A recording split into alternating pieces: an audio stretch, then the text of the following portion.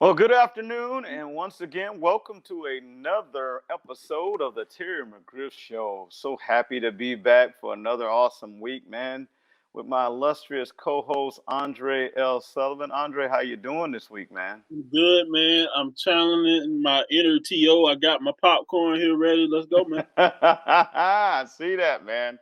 Well, we got a nice, good show today. Well, before we get started, I want to just give a quick shout out to my sponsors, our sponsors here of Sheet Car, Watch Game Film, Team Sportswear Direct. Getting close for the Laces Out to get their first event going on here in Jacksonville. And just all the great people over there in the Women's Tackle Football League. So I just want to give a shout out to them. Also, if you love our content, please like and subscribe to our YouTube channel. And just please support us wherever possible and all of our sponsors. But man, it's been one of these crazy times. You know, the football never really seems to stop. And we're getting into this free agency period, draft period, all that stuff. The off season is kicking into high gear. And I just wanted to kind of look back and just kind of take, as we got through a whole things of COVID year, we had a whole lot of, we've been talking about progress and things getting on. And you've noticed that we're getting a little bit of progress with the COVID thing here. You're getting vaccines put out. I heard last night that there was over the weekend, there was a record number of vaccines given. So hopefully we'll start to get back to normal here one of these days and we can go out and do like we did before all this stuff came on. But speaking of progress, we want to talk about, the black quarterback. There was a day when I was younger that, they didn't even want to have black men playing the quarterback position. I even remember the day Doug Williams, before he became the Super Bowl hero, he couldn't be paid as the top 28 as a starting quarterback in the NFL. When he was a starting quarterback with the Buccaneers, he had to actually leave and go to the United States Football League. That's how bad it was. Now you're looking at these young men off the backs of the Shaq Harrises and those great, guys that came before them, Now Dak Prescott became, in theory, the highest paid quarterback in NFL history, off of the backs of Patrick Mahomes, off of the back of Deshaun Watson, and Mr. Jackson will seem to be next up there to get paid. And these guys are really doing their thing right now. And the unique thing about it is only one of those young black men has a Super Bowl ring, I don't even think Cam has made this type of money, and he's actually been to a Super Bowl himself, and he's up as a free agent this year. So, and I think Jameis Winston is a free agent. So these guys are, doing their thing right now. The progress of these guys and their game used to be an irrelevant thing. It was too much for a young man to be running around. You're supposed to be able to stand in the pocket, look down the field, and make some plays and with your arm and with your brain.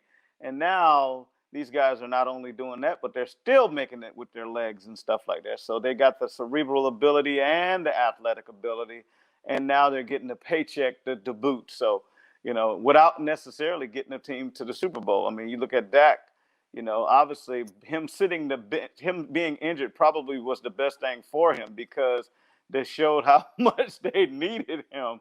And I think the Cowboys made a bad mistake not paying him earlier because it really hit him in the wallet this time. So I'm going to hear what you say on that. Well, I agree with you on some things, and I disagree with you on a lot of things. Hear me out because I'm about to. If people comment, and I know they're gonna come at me when I say this. I feel it already. And you know me, I don't care. Some people aren't the people we make them out to be. So let's go back in history. You mentioned Doug Williams. I'll start with him. Mm-hmm. Doug Williams wasn't all that as a quarterback. Mm-hmm. Now, if we're gonna call a spade, you got to play that book because Doug Williams was a functional QB. And I'm not taking nothing away from him. Was he smart up top? Yes, he was. That's why he ended up being a good college coach. Did he have a strong arm? Yes, he would, because he could chuck it down the field on his knees. But nothing about Doug Williams wowed anybody. But he won. And that's the trick. And could I place Doug Williams on what they had? 28 other teams at the time? Could I place Doug Williams on 28 other teams and be like, that could still be Doug Williams? I don't think, in my personal opinion, I don't think I could. Hence why Doug Williams didn't get all the accolades during his time. Guess what, people? I'm sorry. Hindsight is 20/20. So we can look back and say Doug Williams is this, this, this, and this. I agree with you. People limit the QB position to standing in the pocket, being able to throw the ball around the barn, and that's what we viewed a great QB as. A la the Peyton Mannings, a la the Tom Brady's, the Phillip Rivers and Andrew Lucks of the world. Here's the thing. Phillip Rivers just retired. How long was he in the league? 16, 17 years. 16, 17 years. Peyton Manning. How long was Peyton Manning in the league? 16, 17 years. How long was Robert Griffin III in the league? Well, Robert's still in the league. He's still in the league. How long was he a starting QB? Probably, 3 seasons?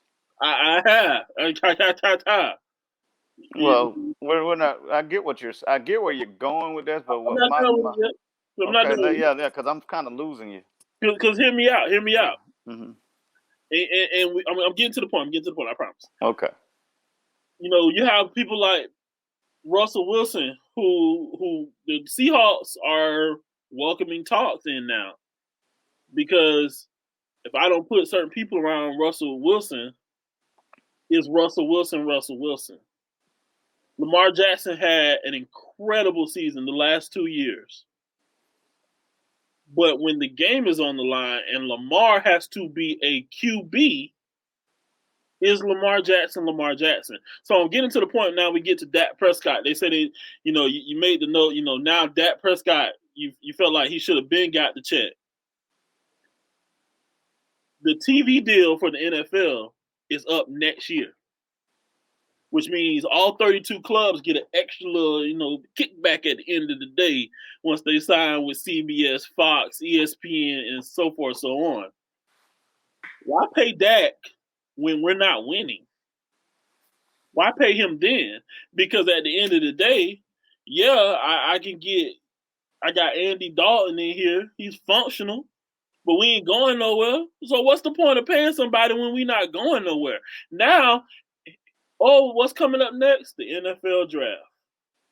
Now I got time to put people in places where I can win. So now I can pay Dak. And here's the thing, people at home, I know they like, oh my God, they should have been paid that. They had the money. I don't know what Jerry Jones got in the bank. And if you do, kudos to you. You must be one of the privy few in the world who have mind powers. But I am not.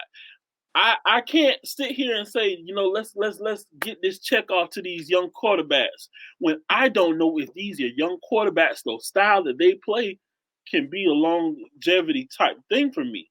Mm-hmm. Because if once again, I said early on, history is 20/20 vision. If I look at history, people who play like Lamar Jackson, people who play like RG3, people who play like Jameis Winston, how long can they lead my team into the future? Because history tells me they can't. But history does tell me people that stand in the pocket and let their offensive line do the job that the offensive line was meant to do can not only help me keep that QB around for a long time, can actually get me some W's. Mm-hmm. Mm-hmm. Well, let's if you want to go there, I was going to go in a different direction, but let's take Patrick Mahomes, for instance. Outside of one offside, he probably would have played this year in his 3rd straight Super Bowl. Does his game translate to the NFL game now? Yeah, as a matter of fact, he's pretty much the trendsetter. A guy that can stand in the pocket and sling it around, can throw it on a dime anywhere on the field, but has the accuracy. but also has the escapability to make extra plays with his feet to keep drives alive and actually make plays and keep drives alive. Um, I tell people I equate his game not to what people would normally equate his game to. I equate his game to more of a smaller style Ben Roethlisberger. He doesn't always look to run the ball down the field, but when needed to, he can run and make plays. He is extremely hard to get down on the ground with his athletic ability and a little bit of strength in his legs and body. If you looked at the Super Bowl, some of the throws he had that were incomplete, was like he's almost laying horizontal and throw this ball accurately. That's a very, very unique skill set. And a lot of these quarterbacks, black and white, are coming with this unique skill set, obviously due to a lot of the specialized training that we spoke about in our last episode. The thing what I'm talking about now as we go back into this, that these kids are coming in ready. These young men are coming in ready. Obviously, the society of our country has changed back to the point where these guys, the best players, getting the opportunity to play regardless of the skin color, as you so eloquently spoke in a couple of episodes before. And they're getting in the rotation now. Dak Prescott, does he deserve that money? Could be debatable. Far as, well, is he the best quarterback on their roster? Of course he is. And the reason he's getting this paid now, because I believe Jerry Jones made the mistake of he probably could have got him a little bit cheaper had he did the contract a year or two ago before he had to franchise him. But he didn't. Hey, lucky for Dak, it worked out good for him. You know, he got to sit there, watch some games, and make this nice big chunk of change. Who's up next? I believe whoever's the next guy is up probably is going to be the young man from the Buffalo Bills to get the next big payday. Josh Allen, and probably Jackson, which is might depend on what Baltimore thinks about him as the ascending quarterback to get them to the Super Bowl. Will be debatable whether he gets the franchise one or two times. I think Josh Allen is definitely going to. He's not going to have to worry about the franchise tag. I think they're going to take care of him pretty quick. The point matter is these guys now have come a long way to this is not even a debate of color anymore. And that was my whole original talk about these guys. Now these guys are in line to be, if they're making it, they're making it. Give you example, if you're not good enough, you're going to hit the road. Obviously, Washington, the football team, decided their first round pick quarterback, even though he was African-American, just wasn't ready enough, and they let him go. Tampa Bay Buccaneers decided that Jameis, he threw 30 touchdowns, but he also threw 30 picks. We can't win with that. We're going to go get Tom. We're going to let you go. But New Orleans said, you know what? We like this guy. I think we can fix what his mechanics, his mistakes and mental mistakes are. And he's now going to be the next in line to Drew Brees decides that he's going to leave. So my thing that I like to tell you is I think that these guys are going to do an outstanding job with theirs coming as they're getting into the rotation. And I'm liking where the NFL is going right now with everything. You're starting to get these guys where it's not even a conversation anymore. The next man up, sometimes whether they deserve it or don't deserve it, is getting their pay. And I want to hear your response on that. And just to add on that, we talked about this a while back. I feel like, and this is just a personal opinion of mine, this goes back to the high school and middle school Pop Warner training. Because when you mark your son and or daughter, in this case, but in NFL stands son, if you mark that athlete as an athlete and not a position, you scar them. And I say that because for a long time, Lamar Jackson was marked QB/athlete. For a long time, certain quarterbacks of color were marked athletes. And it scars them because when they get to those college levels, and more specifically when they get to the NFL, now we have to question, are they a quarterback? Because they've done so much other stuff instead of focusing on how to be a QB. And that's when you see people. I'll go down to the death of me and say Denard Robinson could have played quarterback in the NFL. The problem is at the time he wasn't at Michigan. He was not coached to be a quarterback. He was to be a wildcat guy back there who just so happens. Yep. So, and now he's a special teams coach somewhere because he can run out of the stadium. But his feet did not equate for what he can do up top in his head and what he can do with his arm. And so, to your point, now they're getting recognized as just great players. But you can start with us and how we train them back when they're just playing Mighty Mike. Well, and one of the things too is, obviously the societal change to the mindset of people are being judged for what they are instead of their skin color. The second thing is that the game forced the change. You got such great athletes, especially rushing the passer nowadays, that you're going to have somebody who can move around in that pocket. And you don't necessarily have to be the great speed demon to be able to run a 40 and a 4.4 flat, but you got to have some mobility. I'll give you an example. Person that you don't look as mobile, but were one of the most mobile quarterbacks when it came to pocket movement was Dan Marino. He couldn't run a lick, but he could scoot around in that pocket and avoid getting touched. That's a total different type of mobility than Deshaun Watson or Lamar Jackson, which will just take off and just leave everybody in their dust, a la Michael Vick. And then there's another different type of scramble when you're talking about Randall Cunningham, who has the long arms, the long legs that could move around in the pocket, and then he can just make things happen. You had all these different sides. You can go on and on down the line. And the game evolved where you have to have that guy, unless you just have this outstanding offensive line where your quarterback can sit there. Nowadays, you're going to have somebody with a little bit of mobility. And people give Tom Brady as being his pocket quarterback. Do not be mistaken. The man can run if pressed. He's not going to be your speed guy, but he will get out there. If you watch the Super Bowl, he will get you your 5 or 10 yards. And even Mac Jones with Alabama last year showed that he's a runner. He's not a runner, but he's a willing runner. Same thing with Kyle Trask. They're not going to give you the 4.4 times. But they're going to be able to get the ball downfield and give you something. And that's just the way the game is right now. And because of that game, it goes into our next topic. We're going to talk about that right now. We're just going to jump right into it. The devaluation of the running back position.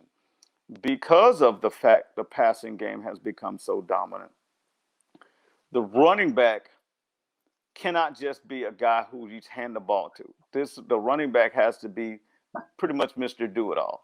He has to be able to block. He has to be able to catch the ball as much as he's able to take the ball and run. And with that, the thing about these guys, the injury rate of a running back has really kind of, I think, in my opinion, was the one thing that's really, really devalued position. That and the fact that you can find serviceable guys and sometimes great guys either late in the draft or outside of the draft and free agency. I mean, we're going to just go about here locally in Jacksonville, James Robinson. I'm wearing my Jaguars gear today just because of, talking about free agency and, we're going to just jump off track a little bit. Cam Robinson got the franchise tag recently. And so, he's going to be the guy that gets the big money, on that offensive line. And it's going to be there's going to be some other moves made. But James Robinson came out of nowhere. Nobody knew who he was, to the point that they told Leonard Fournette, we're going to send you packing. And Leonard Fournette was like, oh, my God, but thank you, Jesus, that you sent me to a team that's going to be a Super Bowl champion. And, his dream came true of being able to show his wares, but still, he's now back on the open market. Will the Buccaneers bring him back? I'm pretty much sure they will, because they like how he fits in what they're doing. But the fact of the matter is he didn't get the franchise tag, and Mr. Godwin did, when they got a plethora of extra receivers over there in Tampa Bay that can do the job that Godwin could have went. But they decided they're going to franchise tag the wide receiver instead of Fournette. That goes to my point of how they're devaluing these guys. I mean, you're looking at all the running backs that are on the open market. Aaron Jones is on the open market. We're talking about some guys who've been really productive, not during the regular season, but this past postseason. A lot of good backs out there, and they're not getting that franchise tag. Unlike the previous years where you got, guys that got the money, or they sat out and got the money the next year. The running back position is really, really not devalued. And you look at it just by going, let's go in the draft. Who's the top rated running backs right now? Travis Etienne and maybe Najee Harris with Alabama. And pretty much Harris is really the only one that's really getting heavy predictions to be a first round pick. Everybody else is going to be falling to the second or the third round. So it's just a different time. And I want to hear your opinion on this. Well, I'll open up with two statements. Mm-hmm.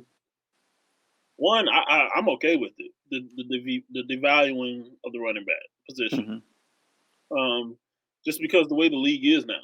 And then my second statement is, too, how we view a running back has changed. So with that, it's going to come an increase in value or decrease. Mm-hmm. And so with that being said, if we go back maybe early 1900s, what killed rugby? It was the forward pass, which from there came American football. People weren't just tossing the ball to your side no more and expecting somebody to get upfield. And then, what killed, if we go back to those old videos with Vince Lombardi with Green Bay Packers, you got a lane here, you got a lane here, and you hit there, that's what got them their first 2 Super Bowls. And that's just how they played the game. And then you look at the introduction of the West Coast offense. The running back was literally there for most purposes of blocking for the quarterback. And so now you have a league where you got, as you said, a Patrick Mahomes. And then we also have a Lamar Jackson. So let's just take those two right there for analysis purposes. A Patrick Mahomes, like a guy you said who can literally, and I do mean literally, sling the ball horizontally. And somebody who can stand in the pocket if he chose to. He doesn't choose to, but if he chose to stand in the pocket and sling it across the yard. But then you have a Lamar Jackson who has a durable arm, but if he wants to, he's going to tuck that ball and go.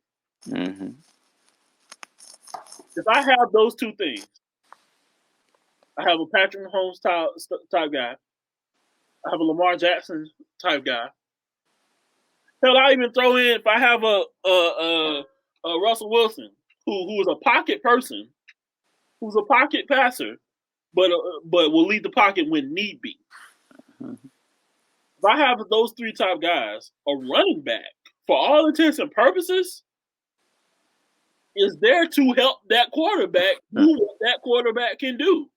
And that's no disregard to people like a Leonard Fournette, people like, Derrick Henry. But it will take a player like that who is the cream of the crop for you need to be like, okay, I need a running back. I need the cream of the crop. I don't just need somebody from the crop. That's why the running back position is devalued, because if I need 2 or 3 yards, cool. There's a guy on the street who's been working out that can do that. If I need 5 or 10 yards, now I got to go look for a needle in a haystack. But I don't need to go look for a needle in a haystack when I got a guy at QB who can throw past the haystack. And so that's why that running back position is devalued. It's nothing against the players, but it has everything to do with how we are coaching and playing football.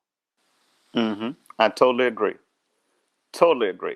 I will just say this. One of the things that I know is about these guys, when you're talking about it, you got most of these guys can do one thing well and some things subpar. There's very few running backs that can do everything well. But the major thing with them is the injury factor. And then when you have a quarterback that can do that, let's go with Cam Newton. Cam Newton, once again, did I say Cam Newton? Cam Newton, how he carried this team on his back. No, you can't remember the name of the running backs or the wide receivers. And you do know some of the defensive players, but he won an MVP. And if it wasn't for the fact that the Denver Broncos had an outstanding defense, may have won a Super Bowl. you're looking at these guys that have this extra athletic ability, the ability to run, the ability to pass. Maybe not so great in one or the other, but they have really helped in the devaluation of the running back position. So when you have a quarterback, we just mentioned again, we said Russell Wilson. Russell Wilson runs around, makes just some outstanding plays, and their running game hasn't been as dominant since they've lost their great running back. I mean, you're talking about they were run left and run right, play defense, and then he's matured to the point where he can just sling it around the field, and they're talking about trading this guy away. And he's like, I'm not happy here. These guys have really become to the point where they're running the whole franchise because of their ability. And the running back is really irrelevant because you can't name the starting running back for the Seahawks right now. You don't know. Carson. Actually, I think he just got traded. Oh, well. That's my point exactly. So that's one of the things. These quarterbacks are coming out and their skill set so really, really advanced now. You got these guys that are really making numbers. Give you example, Justin Herbert, first year rookie, set all those different records, and right out of college, these guys are just type of quarterbacks now, and it's really pushed the value of these running backs down because they're not going to give the running back the ball 35, 40 times like they did 10, 15 years ago or 20 years ago. If your running back could get 20, 15 carries a game now, he's doing really, really good. I mean, you're not going to see that everybody's doing what the Titans do, and it got them a good little run in the playoffs 2 years ago, but it didn't help them that much this year. And you're not going to be able to do that when the rest of your division has a bunch of dominant quarterbacks. So that's how we're gonna move on into this free agency topic, because that's just, they're not going to be that value. Now we're going to talk about free agency. My free agency wish list. That's what I want to know. Where would you like to see whom? Doesn't necessarily have to be with the Jaguars. Just if you have a fit for someplace for a free agent to go, where would you like them to be? I got a few. I'm going to start with here since I'm wearing their logo.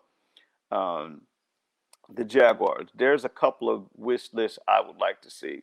Obviously, as of what we broadcast in the show, obviously you got a few guys that have been fantastic. Allen Robinson got fantastic. Terry Godwin.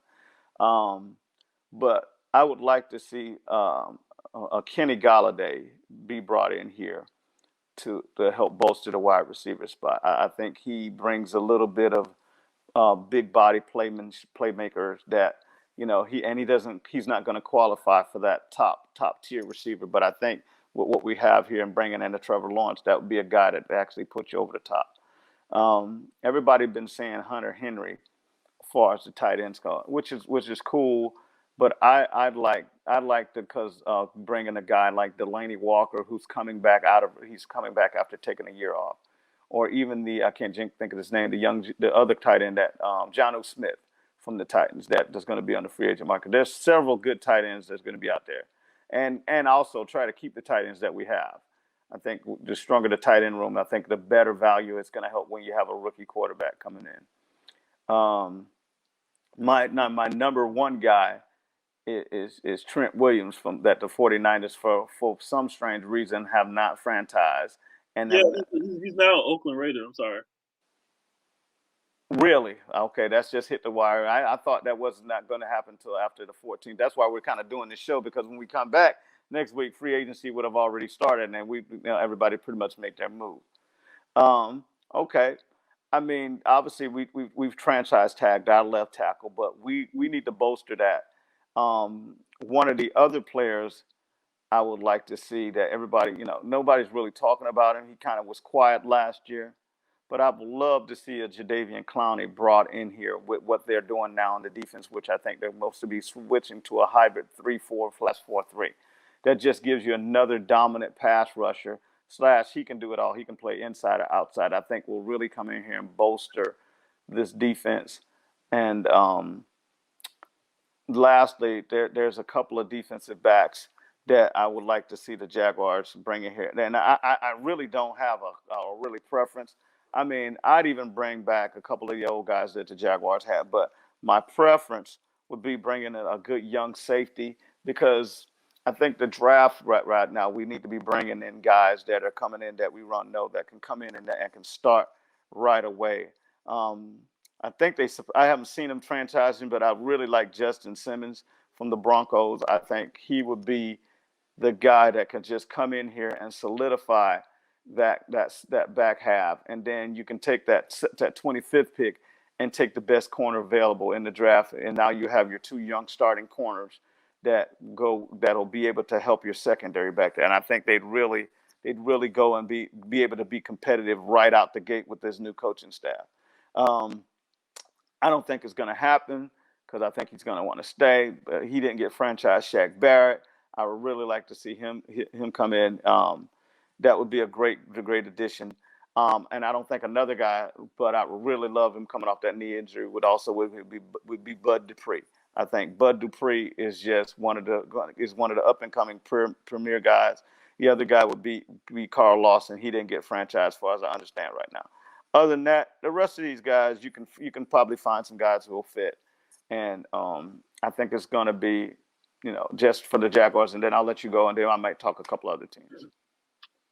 I don't per se have a wish list per se. Mm-hmm. There's some people that I wouldn't mind seeing in a teal uniform here in Jacksonville. If the Jaguars are listening, Mercedes Lewis is a free agent.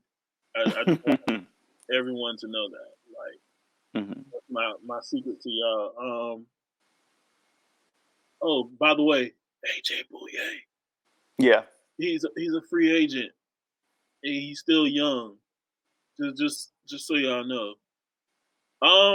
But other than that, some people that I would like, I want to see Cam Newton in a New England uniform again. To be honest with you, I thought that was one of the best fits for him, just because of his style of play and who he is. Yep, I totally agree with you. I totally agree. I would like to see Alex Smith somewhere. I don't want him in Jacksonville, Florida. I'm sorry. People who are loving Urban Meyer. I don't want to see him in a Jaguars uniform. But I think Alex Smith still has a little bit of tread left on his tires. Not a lot, but a little bit. Ryan Fitzpatrick, the same deal. He can still play quarterback somewhere. Dak Prescott got picked up finally. I don't agree with the amount of money he got, but I do agree with the deal. But people like Joe Flacco is still out there. Blaine Gabbert is still out there. I don't care what nobody say. Blaine Gabbert can still play quarterback if he's given the right system. I think he's going back to Tampa, though. I think that's. And so, like I said, I don't have a list per se. Now, you talked about wide receivers here. I'm not sold on Galladay, just because I haven't seen enough from him personally. That's just a personal stance. But Tim Patrick is still out on the board. Great wide receiver from him, who just didn't get enough credit. Adam Humphries is still on the board. If he's willing to stay in the AFC South and come play in Jacksonville, I would welcome with open arms. Really? Yeah. Oh yeah. And here's the thing. There's a young man who hails from Oklahoma State, who used to play for the Dallas Cowboys, who wore the number 88. Currently, his most recent team, stopping football, was with the Baltimore Ravens. Oh, well, bringing up I get you. Listen. I don't have the money right now, but I will start a GoFundMe. He doesn't cost much either. He's not going to cost you much because he's trying to work his way back in. I ain't worried about that. I will start a GoFundMe for my season tickets. Oh, for your season tickets. If they go get Dez Bryant right now. I'm just saying. Okay. I get you. Now, there's two guys I didn't talk about that I was thinking about that kind of slipped my mind, but they just came back. The offensive line really could be really, really great with what the talent they got. It just needs to be arranged. For years, I've been saying, I can't remember his name, our center is not a great center. I think he would be a Hall of Fame level. And yes, I said it, a Hall of Fame level guard because he can do everything at that center position, but he's devalued because he doesn't get the movement that he needs to be able to do the things that he can do. If you were to bring in a person on my wish list would be like David Andrews, the center that the Patriots are not going to bring back, who's just been outstanding. You bring him in and move Norwell out and put I can't even remember his name, put him back to his normal right guard position. I think we'd be an outstanding line with what we have right now. The other player that just seems like he's always been good wherever he goes, but just never got the respect and he's only 27, is Ronald Darby. You bring Ronald Darby in at the cornerback, he's going to give you that veteran presence for those cornerbacks. Then you got your guy that you can do a lockdown with. He's good enough to be your lockdown corner. He's not an elite lockdown, but he's a good lockdown corner. And now you got a bunch of very, very good players all up and down your roster on that defensive backside. That way you don't have if somebody gets injured, you're not going to have a significant fall off. And with what they're doing now, going to do that hybrid 3-4 and 4-3, you got guys who can cover long enough to let those great pass rushers, especially if you can bring in with all this cap money, you bring these guys in your JV account. I'm not asking to get the top line marquee guys and paying these guys top line money. I'm talking about bringing a full, heavy balanced roster where you got a bunch of good players, not one great player and a bunch of nobodies. And I think then with the way he's talking excellence, you will have a lot of competition, which will bring the competition of this team up, which will actually maybe could bring this team to make it a playoff contending team. That's my focus of doing this and not bringing these guys. That's like what we made the mistake with Norwell and giving him a record-setting amount of money that he's never really earned. These guys need to be able to be pushed, and it takes competition on that roster to get these guys to get the best out of each guys, not knowing that, I'm going to play regardless because this guy's a joke in here. Y'all just got him in here because you needed a warm body and you couldn't find somebody else. Not to mention with the guys that are already under contract for the Jaguars that are opted out last year that will be back next year. So I'm looking for these little additions that I think that will really, really help them out. Now, as far as a team who I think would actually could use a couple of guys right now, I would love to see some of these guys. Give you an example. Somebody like Mike Hilton, I think, who could actually come here and do it, but I don't think the type of guy will come here. Put Mike Hilton on the Bucks, where their weakness was probably that needed was some help at the corner. He'd come in, he'd be their guy. Same way with the Darby, and now these guys will actually make a defense like that. If they kept their other guys there, will really, really make them. Now you got a dominant offense and a super dominant defense. So those type of guys like that. Obviously, I'm talking about not only I use these guys, people that got room to fit people under the cap. A lot of these teams right now are cap strapped. I feel sorry for New Orleans. They're going to lose probably a third of their roster because they can't keep anybody. They're probably begging Drew, if you come back, if you come out of retirement, please take some less money. If not, just stay retired. Because, it just retire because it's just they're just not going to be able to compete with all these things right now. You're talking about, I'll tell you who would be a good fit right now when you're talking about Alex Smith. Probably the place that I think he can go and really do some damage would be the Chicago Bears. Because if they're keeping Allen Robinson, then they may be bringing another good receiver. Alex Smith is a good quarterback that won't do the things what they had before. He'd be a guy that probably give them a chance to get them a push to actually win the division like they did a couple of years ago. Now, hear what you got. Anybody else you want to think about? Nah, man. I need to see Danny Amendola on somebody's roster fast. Okay. I don't understand how he's still a free agent, to be honest with you, but that's the only other guy I can think of. At this point, free agency is a wild goose chase. Mm-hmm. And until, the 14th, yeah, it's all hands on deck. Yeah. And I feel you. And it does that because, everybody talk about where you build your team through the draft. And that's a perfect segue to this draft. We're talking about, obviously we're not having any NFL combines this year due to COVID and things of that nature. You're not going to be able to have probably because they'll make the decision on it, how many guys are going to be able to do the OTAs and things in the workouts. And a lot of the people are not going to make, a lot of the scouts are not going to make a lot of these teams pro days. So a lot of these guys are getting virtual pro days. So with their guys they're training with.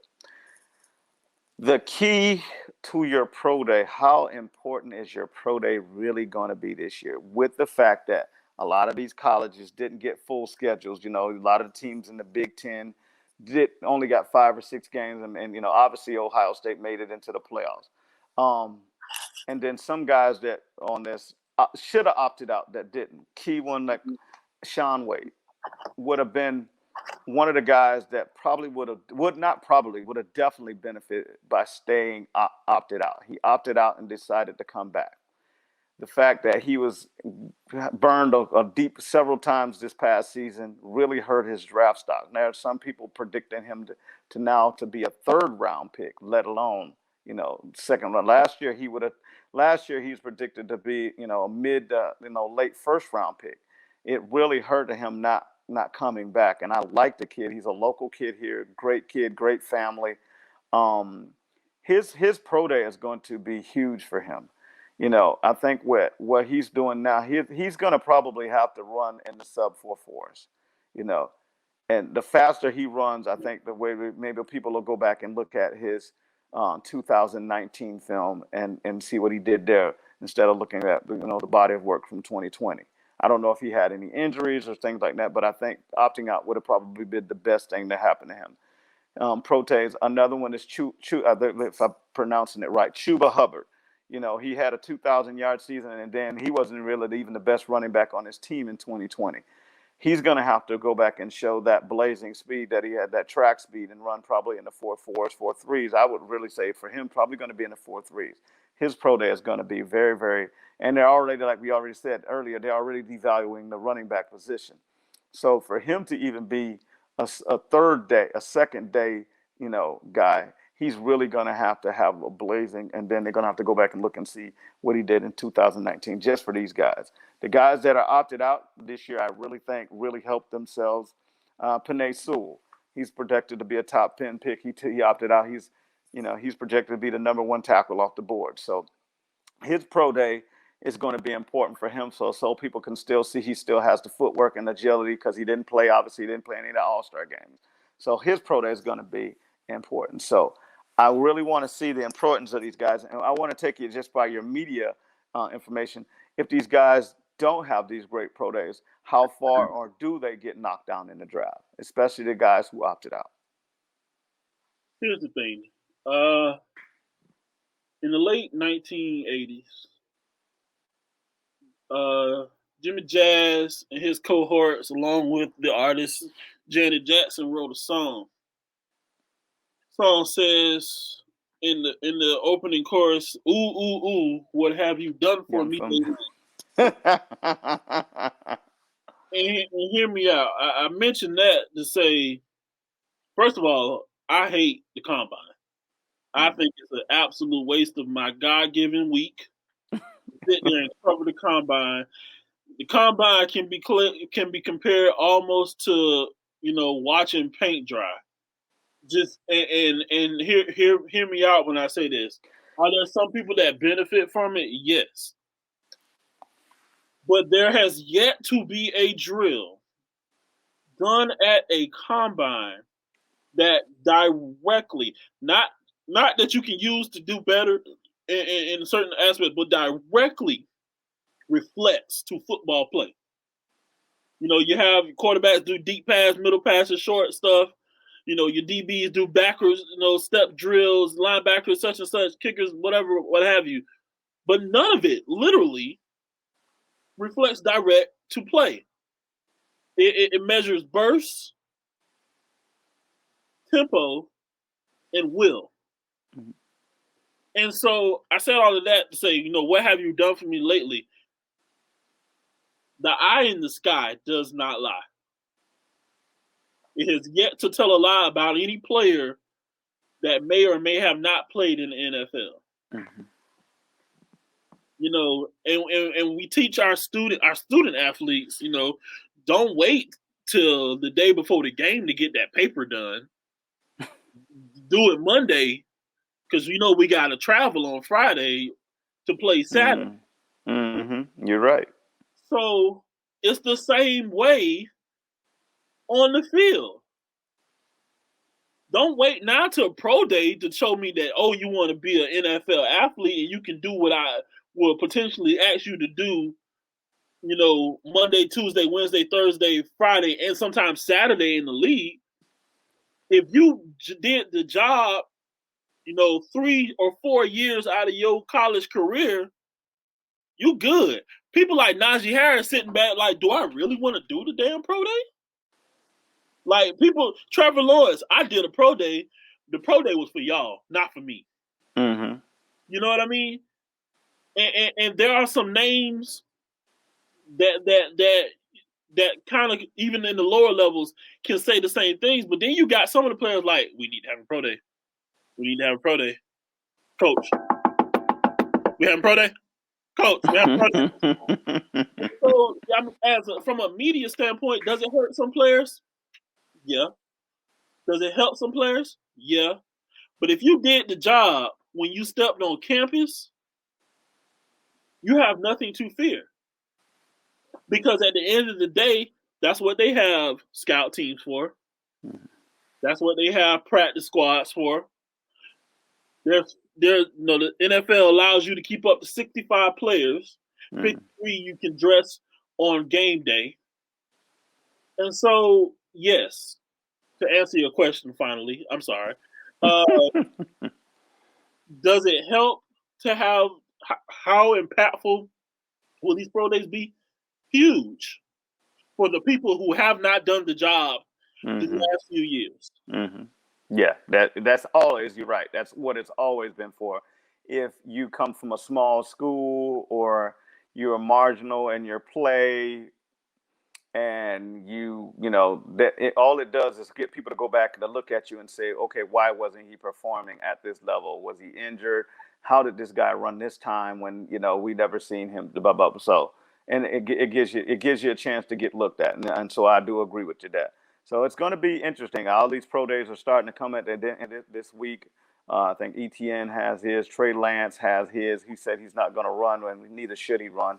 He's playing quarterback, so you're not there for your running skills. But it's going to be interesting as we go forward. I want to just emphasize that it's going to be a lot of people running, scrambling all over the country, because some of these smaller schools are not going to be able to have these pro days because in the different states. I'm just really wondering what these Pac-10 schools out in California and all these things are going to do because of these things they restrict. I guess they'll be flying out to other places to do their pro days at other schools. So it's going to be interesting, and it's going to have a big effect on it. And people that I've thought and talked to, and it's going to probably just to be the safe thing for if you're going to do slide guys down this year instead of slide guys up. It's going to be a lot of guys that we thought might got drafted won't get drafted because the risk factor, and because a lot of these teams didn't play any games. Some of these teams only played few games. So if you weren't that, if your film from 2019 wasn't any good luck with that. You better do some superhuman stuff on these pro days. Or if not, you're going to be looking to try to get on with these teams. And I think a lot of these guys that coming out this year, they should have came back. They should have took, especially when they got a free year eligibility. But, who knows? Well, my friend, we're going to wrap this show up, man. It was great spending some time with you and our fans out there. So once again, if you like our content, please hit that like button, subscribe, and hit the bell notification so you'll be notified when we have the new show posted, which should be on Friday. Once again, we'd like to thank all of our sponsors: She Car Watch, Game Film, Team Sportswear Direct, the Women's Tackle Football League. Like I mentioned again, Laces Out, and my co-host right here, Andrea Sullivan, our great producer, All Sports High, Mr. Granville Moody Fowler. And want to tell you what, until this time next week, we're going to want y'all to be safe out there, be blessed, and we'll see you right here again on the Terry McGriff Show.